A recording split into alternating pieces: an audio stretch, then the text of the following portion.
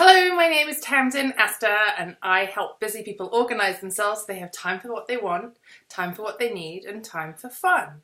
I am your chief habit scientist, helping you create connections between your daily habits so that you can reduce the number of daily choices you have to make and free up a lot of time to do all the good stuff, the fun stuff, the stuff you need to do.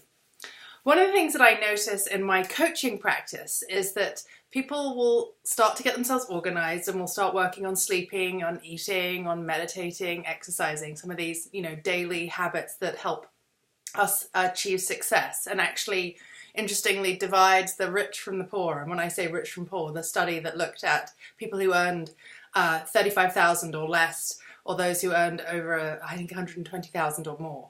And people who are in the rich category are the ones who exercise daily, get up earlier, sleep better, all that kind of stuff. Anyway, one of the things that I notice is that once we start getting some of this work underway and we start creating connection, is that people start to think, well, really, why am I doing this? Why do I care if I'm well slept? Why do I care if I'm healthy? Why do I care if my mind and my body are working, well in unison together? And one of the best ways to really get at that is looking at what your big why is, what the goals are, what is the thing that really motivates you.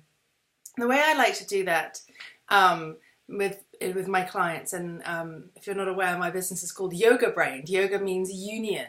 And one of the things I am passionate about helping my clients achieve is a connection, is union between their mind, their body, their actions. So one of the things we look at is what's called the Purusharthas, which are the yogic aims for life. It actually defines as like, what is your soul's aim? And there are 4 components. So what I'd like you to do is take out a piece of paper and pen, or open up your iPhone or iPad, although actually paper works better for long-term remembering and connection and processing. But anyway, get out your pen and paper or grab your laptop and get ready to write down these 4 main aims. And I want you to really write them down and then let them sink in and then go away and do some self-work. The first is Dharma, D-H-A-R-M-A. And Dharma means your life's purpose. Like, what were you put here on this planet, this lifetime, to do? What are you really here to do? So I want you to really sink into that. What motivates you? What gets you up in the morning? Is it to be the best parent you can be? Is it to be the best boss you can be? Is it to be the best thought leader? So really sink into that. And it doesn't have to be just one answer, but why are you here? What motivates you? What's your life purpose?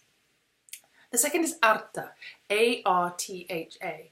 And that's really defined as financial wellness, financial goals, financial aims. What for you is financial wellness? Is it being able to have satin sheets? Is it being able to afford organic food? Is it being able to fly first class? Is it having no student loans, right? Again, this is something that's very personal. We all have a different way of approaching this and understanding this. And one way that can be helpful for thinking about what that looks like for you is doing a daily gratitude practice where you wake up in the morning and you think of what are 5 things that I'm grateful for today, or with your kids at dinner time, what are the 5 things you're grateful for? And what you'll start to notice if you do this is what are the things that you constantly are appreciative of. Is it that you have an amazing Mercedes to drive to work every day? Is it that you live in this delicious house? Is it that you're eating this amazing food? Or is it that you are able to afford a vacation? Is it that you are able to drink delicious wine? What looks like quality for you, right?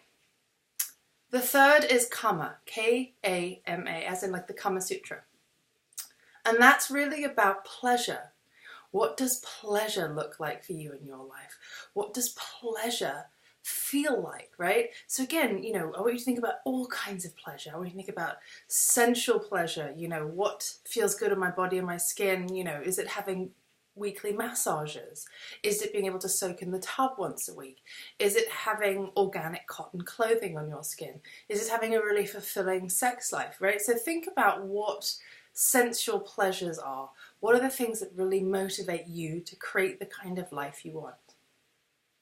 And the 4th and final soul's aim, the Purusharthas, is moksha, and moksha means liberation, freedom. And you can frame this in a way of thinking about spiritual freedom. So perhaps for you it's about religion and about following particular religious practices.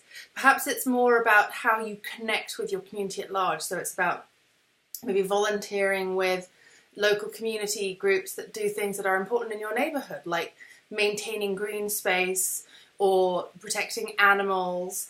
Or maybe it's more about thinking about the kind of lifestyle that you want to create that is all about freedom for you. So for me, my big motivator for doing the kind of work I do for Moksha is to have temporal freedom, is time freedom, is that I can work like I am, at 7 in the morning when my kids are asleep on summer vacation, or whether it's, that I can go for a walk in the middle of the day with my dog, right? Or that I can work, from virtually in the UK when I see my family, right? So start to really think about, what does liberation feel like for you? What does liberation look like for you? So when you are trying to establish clarity in your life, right, and trying to figure out why you are doing the things you're doing, or why you're struggling to do the things you're doing, right, which might be, why am I getting up at 5 in the morning? This is so boring. I don't want to go to the gym. Why am I picking the kale salad and not the donut? Whatever it is, right, when you start to think, about these, daily habits that you're doing, step back and get clarity and focus on why you're doing them. What is your dharma? What is your life purpose? Why are you here, right? Why are you unique snowflake? And I don't mean that in the oft ridiculed way. I mean that in you're completely unique and you've got a unique set of skills. Why are you here, right? What are you here to do? Then artha, what does your financial pleasure look like? What does your financial freedom look like? What do your financial aims look like? We're all very different. We've all got different desires in life. Get clear on yours, because those will help you motivate and organize your day. Then the third is karma, pleasure. What does pleasure look like for you? What does pleasure feel like for you?